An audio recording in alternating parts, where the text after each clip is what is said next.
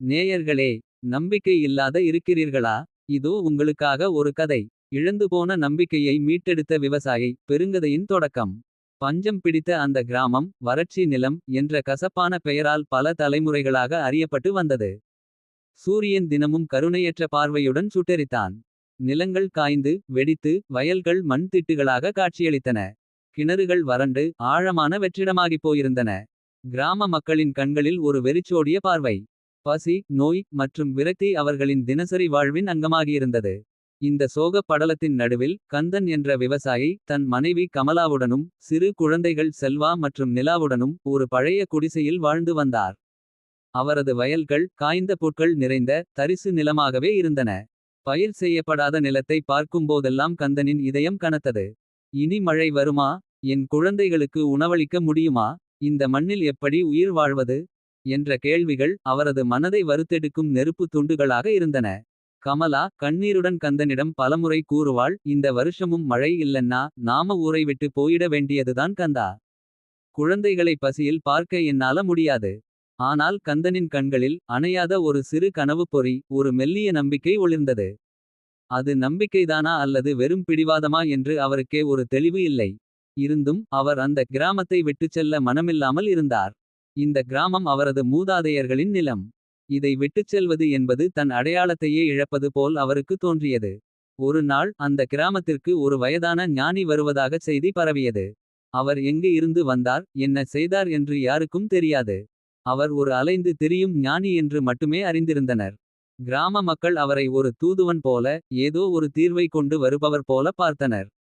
ஞானி வந்ததும் கிராமத்தின் மையத்தில் இருந்த மிக உயரமான வறண்ட ஆலமரத்தடியில் அமர்ந்தார். மக்கள் கூட்டம் ஒரு வறண்ட ஆற்று வெள்ளம் போல அவரை நோக்கி பாய்ந்தது. கந்தனும் தன் உள்ளத்தில் ஒரு சிறு ஒளியுடன் ஞானியை பார்க்கச் சென்றார். அவரது மனதின் ஆழத்தில் ஒரு சிறிய மாற்றம் நிகழும் என்ற எதிர்பார்ப்பு இருந்தது. ஞானி மெதுவாக பேச ஆரம்பித்தார். அவர் கண்கள் அமைதியாகவும் ஆழ்ந்த ஞானத்துடனும் இருந்தன. மழை வராததற்கு காரணம் நீங்கள் அல்ல என்று அவர் முதலில் சொன்னபோது. மக்கள் மத்தியில் ஒரு குழப்பம் ஏற்பட்டது. அவர்கள் இத்தனை வருடங்களாக தாங்கள் ஏதோ பாவம் செய்து விட்டோம் என்று நம்பி வந்தனர். ஆனால் நீங்கள் மழையை நம்பாததும் அதற்காக முயற்சிக்காததும் தான் உங்கள் நிலையை மாற்றாததற்கு காரணம் என்று அவர் நிதானமாக விளக்கினார். அவர் தொடர்ந்து பேசினார். மழை இல்லாததால் நீங்கள் விதைக்கவில்லை. விதைக்காததால் அறுவடை இல்லை. அறுவடை இல்லாததால் வறுமை. இந்த சுழற்சியை உடைக்க ஒரே ஒரு வழிதான் உள்ளது. அது நம்பிக்கை. நீங்கள் விதையை விதைக்கவில்லை என்றால் மழை வந்தாலும் பயன் என்ன? மழை வரும் என்ற நம்பிக்கையுடன் விதையை விதைக்கும்போதுதான் உங்கள் செயல் நிறைவடையும். உங்கள் உழைப்புதான் உங்கள் பிரார்த்தனை. ஞானியின் இந்த வார்த்தைகள் கந்தனின் மனதை சுண்டியிழுத்தன. அவை ஒரு பேரொளியைப் போல அவரது இருண்ட மனதை பிரகாசப்படுத்தின. அந்த ஒரு கணம் கந்தனின் வாழ்வில் ஒரு திருப்புமுனையாக அமைந்தது. அவர் வீட்டுக்குச் செல்லும் வழியெல்லாம் ஞானியின் வார்த்தைகள் அவரது காதுகளில் ஒலித்துக் கொண்டிருந்தன. நம்பிக்கை, உழைப்பு, பிரார்த்தனை. அடுத்த நாள் காலையில் சூரியன் உதிப்பதற்கு முன்னரே கந்தன் தன் நிலத்திற்கு சென்றார். அவர் தன் பழைய துருப்பிடித்த கலப்பையை எடுத்து காய்ந்து கெட்டியாக இருந்த பூமியை உழ ஆரம்பித்தார். மண் இறுகி கல் போல இருந்தது. ஒவ்வொரு கலப்பை ஓட்டும்போதும் அவரது உடலில் இருந்து வியர்வை ஆறாக பெருக்கெடுத்தது. அவரது தசைகள் வலித்தன. கைகள் கொப்பளங்கள் ஏற்பட்டன. ஆனால் அவர் ஒரு நோக்குடன் செயல்பட்டார். கிராம மக்கள் கந்தனை பார்த்து ஏளனமாக பேசினர். அவர்களின் கேலிச் சிரிப்பு கிராமம் முழுவதும் எதிரொலித்தது. அடே கந்தா, என்னடா பைத்தியம் பிடிச்சு போச்சா? மழை இல்லாத நிலத்தில் ஏன் இப்படி கஷ்டப்படுற? உன் மூளையில் புழு பூச்சி பிடிச்சு போச்சா என்று சிலர் கேலி செய்தனர். வேறு சிலர் இவன் ஞானியின் பேச்சை கேட்டு இப்படி ஆகிவிட்டான். குடும்பத்தையும் சேர்த்து கெடுக்கப் போகிறான் என்றனர். சிலர் இவனாலதான் நம்மை மழையே வரமாட்டேங்குது. இவன் இப்படி பண்ணுனா கடவுள் நம்மளை இன்னும் வெறுப்பார் என்று அபசகுனமாக பேசினர். ஆனால் கந்தன் யாரையும் பொருட்படுத்தவில்லை. அவர் தன் வேலையில் மட்டுமே கவனம் செலுத்தினார். அவர் மண்வெட்டியால் கலப்பையால் தன் கைகளால் கூட நிலத்தை பண்படுத்தினார். சின்னஞ்சிறு கற்களை பொறுக்கினார். மண்ணை மிருதுவாக்கினார். இந்த உழைப்பு அவருக்கு ஒருவித மன அமைதியை அளித்தது. ஒருவித தியானம் போல. கமலா கூட முதலில் கந்தனை புரிந்து கொள்ளவில்லை. ஏங்க, நாம சாப்பாட்டுக்கே கஷ்டப்படும்போது இந்த வீண் வேலை எதுக்கு? இருக்கிற கொஞ்ச விதையையும் வீணாக்காதீங்க. குழந்தைகளை பசியில் தவிக்க விடாதீங்க என்று அவள் கண்ணீருடன் கெஞ்சினாள். ஆனால் கந்தன் புன்னகைத்து தன் கமலாவின் கையை பிடித்துக்கொண்டு. கமலா, இது வீண் வேலை இல்லை. இது நம்பிக்கைக்கான வேலை. நம் குழந்தைகளுக்காக, இந்த மண்ணுக்காக. ஒரு நாள் இந்த நிலம் செழிக்கும். நான் கண்ட கனவு பலிக்கும் என்றார். அவரது கண்களில் இருந்த உறுதியைக் கண்டு கமலாவும் மெதுவாக அவரை எதிர்க்கவில்லை. அவளுக்கு தெரியும், கந்தன் ஒருமுறை ஒரு முடிவெடுத்துவிட்டால் அதை மாற்ற மாட்டார் என்று. இருந்தாலும் அவள் உள்ளுக்குள் ஒருவித பயத்துடனேயே இருந்தாள். நாட்கள் உருண்டோடின. வாரங்கள் மாதங்களானது.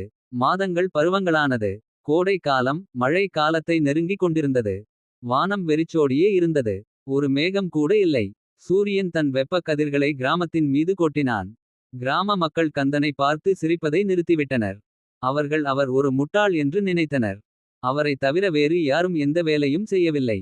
கந்தன் மட்டும் தினமும் தனது நிலத்திற்குச் சென்று ஏற்கனவே விதைத்திருந்த விதைகளை கவனித்தார். தண்ணீர் இல்லை என்றாலும் அவர் விதைகளை தொடர்ந்து நம்பினார். அவர் தினமும் சூரியனை பார்த்தபடி மழை வா மழை வா என்று மனதுக்குள் பிரார்த்திப்பார். ஒவ்வொரு பிரார்த்தனையும் ஒவ்வொரு வியர்வை துளியும் அவரது நம்பிக்கையை மேலும் வலுப்படுத்தியது. அவர் தன் குழந்தைகளிடம், பாருங்க, இந்த மண்ணுல உயிர் இருக்கு. ஒரு நாள் நிச்சயம் முளைக்கும் என்று சொல்வார். குழந்தைகளும் தங்கள் தந்தையின் அசைக்க முடியாத நம்பிக்கையைக் கண்டு மெதுவாக நம்பத் தொடங்கின. ஒரு நாள் மாலை வழக்கம் போல் கந்தன் தன் வயலில் அமர்ந்திருந்தார். வானம் கொஞ்சம் கொஞ்சமாக இருளத் தொடங்கியது. அன்று வரை இல்லாத ஒரு வித்தியாசமான காற்று வீசியது. திடீரென மேற்கு திசையில் இருந்து கருமேகங்கள் திரளத் தொடங்கின. முதலில் சிறிய மேகங்கள், பின்னர் அவை ஒன்றிணைந்து பெரிய அடர்த்தியான கருமேகங்களாக மாறின.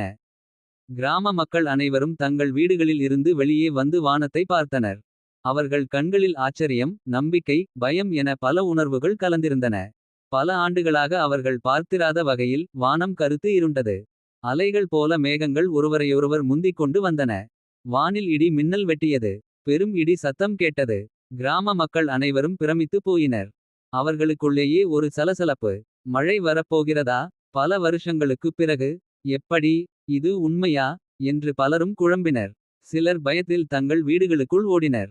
கந்தன் மட்டும் தன் வயலில் அப்படியே அமர்ந்திருந்தார்.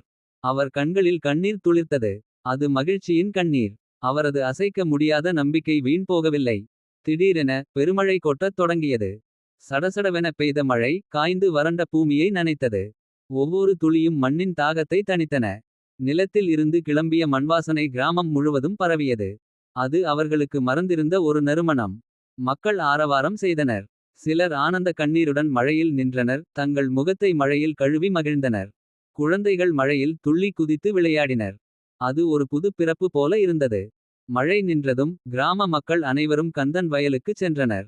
அங்கே அந்த அதிசயம் நிகழ்ந்திருந்தது. கந்தன் பயிரிட்டிருந்த நிலத்தில் சிறு சிறு செடிகள் முளைத்திருந்தன. விதைகளே முளைத்திருந்தன. அந்த சின்னஞ்சிறு இலைகள் பச்சை நிறத்தில் ஈர மண்ணில் புத்துணர்ச்சியுடன் நிமிர்ந்து நின்றன.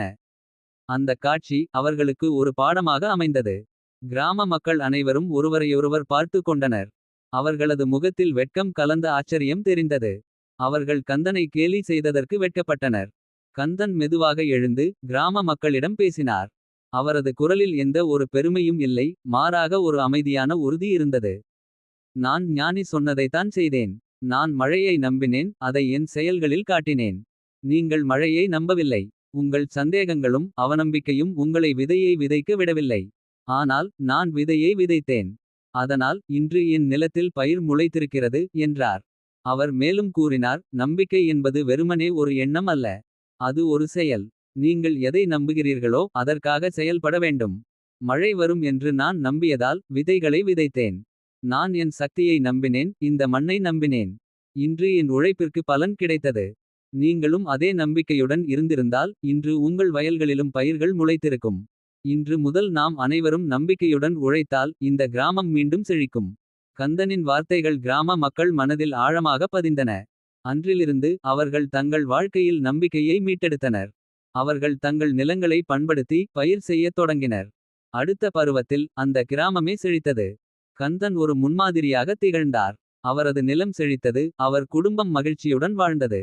அந்த கிராமம் வறட்சி நிலம் என்ற கசப்பான பெயரை இழந்து நம்பிக்கையின் நிலம் என்ற புதிய பெருமைக்குரிய பெயரை பெற்றது. நம்பிக்கையும் விடாமுயற்சியும் இருந்தால் எந்த கடினமான சூழ்நிலையையும் கடக்க முடியும் என்பதை கந்தன் கதை நிரூபித்தது. அந்த ஞானியின் சில வார்த்தைகள் ஒரு கிராமத்தின் தலைவிதியையே மாற்றியது.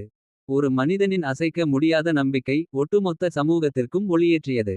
இந்த கதை உங்களுக்கு பிடித்திருக்கும் என்று நம்புகிறேன். அவர் பிடித்திருந்தால் என்னை சேனலை சப்ஸ்கிரைப் செய்யவும் லைக் செய்யவும் கமெண்ட் பண்ணவும் நன்றி.